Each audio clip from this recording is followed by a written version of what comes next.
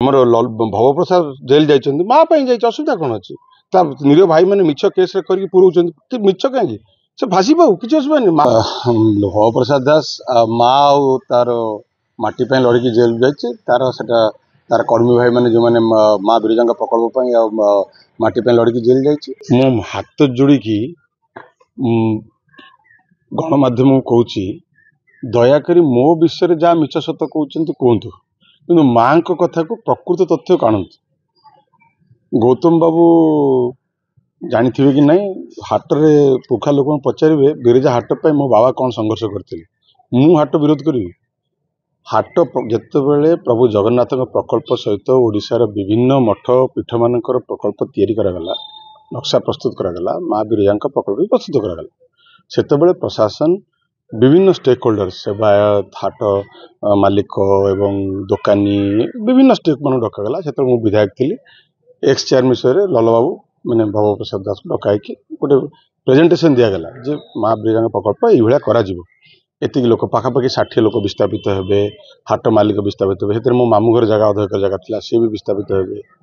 ତ ଗୋଟେ stake holder ପାଇଁ ବସ୍ତା ହେଇଥିଲା। ଲଲ୍ଲର ମାନେ ଭବପ୍ରସାଦଙ୍କର ବହୁତ ହେଲ୍ପ ତାଙ୍କର ନେଇଥିଲେ ପ୍ରଶାସନ, ଆପଣ ପଚାରି ପାରନ୍ତି। କାରଣ ଷ୍ଟେକ୍ ହୋଲ୍ଡର ମାନଙ୍କୁ ବୁଝେଇବା ସୁଝେଇବା, 200-250 ବର୍ଷର ଯେଉଁ ଘର କି 300 ବର୍ଷର ଘର, ହାଟ ଯେ ପୁରୁଣା ହାଟ ତାଙ୍କର ଯେ ମାଲିକ, ତ ମା ପ୍ରକଳ୍ପ ପାଇଁ ସମସ୍ତେ ଏକାଠି ହେଇଥିଲେ ଏବଂ ପ୍ରଶାସନ ବିଭିନ୍ନ ପ୍ରତିଶ୍ରୁତି ମାନ ଦେଇଥିଲା। ଯେଉଁମାନେ ଦୋକାନୀ ଛାଡ଼ିବେ ତାଙ୍କୁ ଘର ଦିଆଯିବ, ଯେଉଁମାନେ ହାଟ ଦୋକାନୀ ବେପାରୀ ଚାଷୀ ଭାଇମାନେ ଥିଲେ ତାଙ୍କ ପାଇଁ ଗୋଟେ RMC ପାଖାପାଖି 1 କୋଟି ଟଙ୍କା ଖର୍ଚ୍ଚ କରିଛି ପାଖରେ ସନ୍ତମାତ ପାଖରେ, ଏବଂ ସେମାନଙ୍କୁ ଥଇଥାନ କରିଥିଲେ। ଏବଂ ସେଠି ପାଖାପାଖି 11 କୋଟି ଟଙ୍କା ସରକାର ସେତେବେଳେ ସାଂସନ୍ କରିଥିଲେ। ସେଠି 11-1 ବି ସରିଛି, ମାନେ 11 କୋଟି ଟଙ୍କା ସାଂସନ୍ ହେଇକି ପଇସା ବି ଆସିଯାଇଛି, 19-1 ହେଇନି। ତ ସେଠି ଗୋଟେ ଅତ୍ୟାଧୁନିକ ହାଟ କରାଯିବ ଏବଂ ସେଠି ମାନେ କୋଲ୍ଡ ଷ୍ଟୋରେଜଠୁ ଆରମ୍ଭ କରି ବିଭିନ୍ନ ପ୍ରକାର ଯାହା ହାଟ ପାଇଁ ଦରକାର, ଯେହେତୁ ଏଇଟା ଗୋଟେ ପ୍ରସିଦ୍ଧ ହାଟ ମା ବିରଜାଙ୍କ ହାଟ, ସେଟା କରିବା ପାଇଁ ସରକାର ସବୁ ବ୍ୟବସ୍ଥା କରିଥିଲେ ଏବଂ ସେଇ ଅନୁସାରେ ବିସ୍ଥାପିତ ମାନେ ଛାଡ଼ିଥିଲେ। ମୁଁ ଧନ୍ୟବାଦ ଦେବି ସେବାୟତ ମାନଙ୍କୁ। ମ୍ୟାକ୍ସିମମ୍ ଜମି ସେବାୟତ ମାନେ ଯାଇଥିଲା ଏବଂ ସେବାୟତ ମାନେ ବହୁତ କଷ୍ଟରେ ତାଙ୍କୁ ବୁଝାସୁଝା କରିକି ସେମାନେ ମାଙ୍କ ପାଇଁ ଅତି ମାନେ ଯେଉଁଟା କହନ୍ତି ଉତ୍ସାହର ସହିତ ସେ ଜମି ଛାଡ଼ିଥିଲେ। ଏବଂ ହଠାତ୍ ଜଣାଗଲା ଯେ ବେପାରୀ ଭାଇମାନେ ଏବଂ ଚାଷୀ ଭାଇମାନେ ଚାହୁଁଛନ୍ତି ଯେଉଁଠି ହାଟ ଚାଲିଛି ସେଇଠି ଚାଲୁ। ମୋ ପାଖକୁ ଯେଉଁମାନେ ବିସ୍ଥାପିତ ମାନେ ଆସିଲେ, ମୁଁ ବି ଚାହିଁବି ସରକାର ହେଉଛି ସମସ୍ତଙ୍କର, ଲୋକମାନେ ଯାହା ଚାହିଁବେ ସେୟା ହଉ। ଯଦି ଚାଷୀ ଭାଇମାନେ ବେପାରୀ ଭାଇମାନେ ଚାହୁଁଛନ୍ତି ସେଠି ହାଟ ପାଇଁ, ନିଶ୍ଚିତ ହଉ। ଭବପ୍ରସାଦ ଦାସ ବାରମ୍ବାର ପ୍ରଶାସନ ପାଖକୁ ଯାଇଛନ୍ତି, ବିଭିନ୍ନ ଷ୍ଟେକ୍ ହୋଲ୍ଡର ପ୍ରଶାସନ ପାଖକୁ ଯାଇଛନ୍ତି।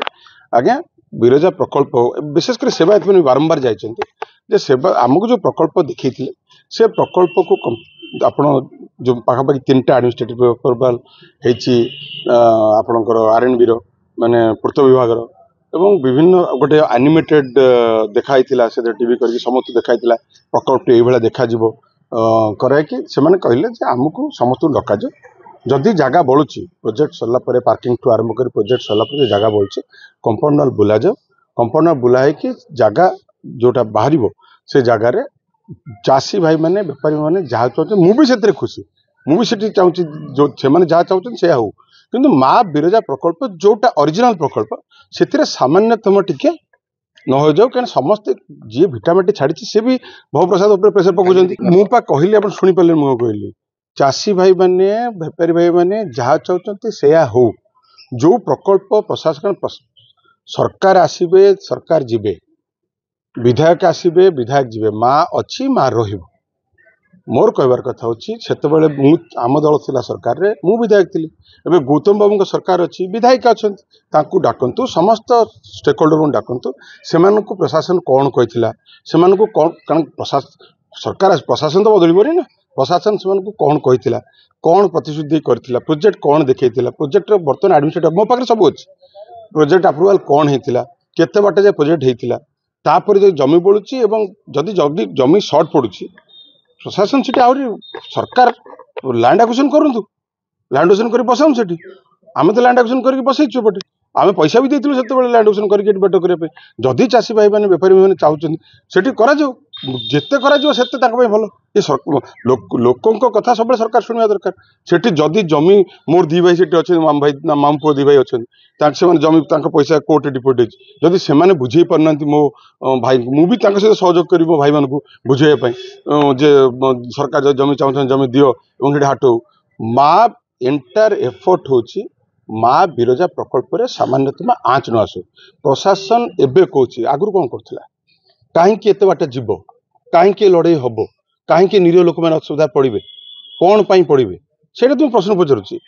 ବିଧାୟକ ମାନେ ଆମର ଭବପ୍ରସାଦ ଜେଲ୍ ଯାଇଛନ୍ତି, ମା ପାଇଁ ଯାଇଛି, ଅସୁବିଧା କ'ଣ ଅଛି? ତା ନିରୀହ ଭାଇମାନେ ମିଛ କେସ୍ରେ କରିକି ପୁରଉଛନ୍ତି, ମିଛ କାହିଁକି? ସେ ଭାସି ପାଉ, କିଛି ଅସୁବିଧା ନାହିଁ। ମା ପାଇଁ ମରିଗଲେ କ'ଣ ଅସୁବିଧା ଅଛି? କିଛି ଅସୁବିଧା ନାହିଁ। ମୁଁ ଆଜି ବି କହୁଛି, ବେପାରୀ ଚାଷୀ ଭାଇମାନଙ୍କ ପାଇଁ ଯଦି ମୋ ମାମୁ ପୁଅ ମାନେ ବୁଝେଇବାକୁ ପଡ଼େ ମୁଁ ଯିବି, ତାଙ୍କ ଖୁସିରେ ମୁଁ ଖୁସି। କିନ୍ତୁ ମା ପ୍ରକଳ୍ପରେ ଯେଉଁ ସେବାୟତ ମାନେ, ଯେଉଁ ଘର ମାନେ 150-200 ବର୍ଷ ରଣା ମାଳି ଗରିବ ମାନେ ମା ମାନଙ୍କ ପାଇଁ ଜାଗା ଛାଡ଼ିଛନ୍ତି, ତାଙ୍କର କୌଣସି ମାନେ ତାଙ୍କର ଯେଉଁ ଆବେଗକୁ ଏବଂ ତାଙ୍କର ଯେଉଁ ଅବଦାନକୁ ବଳି ନ ପକାଇକି କାମ କରାଯାଏ। ଚାଷୀ ଭାଇମାନେ ବି ଖୁସି ରୁହନ୍ତୁ, ବିସ୍ଥାପିତ ମାନେ ଖୁସି ରୁହନ୍ତୁ। ସର୍ବୋପରି ପ୍ରଥମ କାମ ଯୋଉଥିପାଇଁ ଛାଡ଼ିଛନ୍ତି ମାଙ୍କ ପ୍ରକଳ୍ପ ଟିକେ ବି ହାତ ମରା ନ ଯାଉ। ଆଉ କଥା ରହିଲା, ଆପଣ ଯୋଉଟା ପଚାରୁଥିଲେ, ପ୍ରଶାସନ ଯଦି ଏତିକି କାମ କରିଥାନ୍ତା ଏ କାମ କାହିଁକି ହେଉଥାନ୍ତା? କ'ଣ ପାଇଁ ଦରକାର? ଆମେ ଜାଣିଛୁ, ଲୋକ ଯାହାକୁ ସରକାର ଦେଲେ ସେ ସରକାର ଚଲେଇବେ, ଆମର କ'ଣ ସୁବିଧା ଅଛି?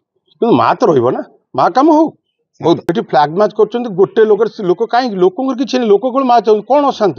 କୋଉଠି ଅଶାନ୍ତ ହେଇଛି? କୋଉଠି ଅଶାନ୍ତ ହେଇଛି ମୁଁ ଦେଖେଇଲେ ଆପଣ ଗୋଟେ ଦେଖାନ୍ତୁ। କୋଉଠି ଅଶାନ୍ତି ହେଇକି କୋଉଠି ଦୋକାନ ବଜାର କାହାକୁ ଅଛି, କୋଉଠି ରାଜଧାନୀ ହେଇଛି, କୋଉଠି କାଉଟେ ଚାପଟି ପକେଇଛି, କିଏ କୋଉଠି ହେଇଛି?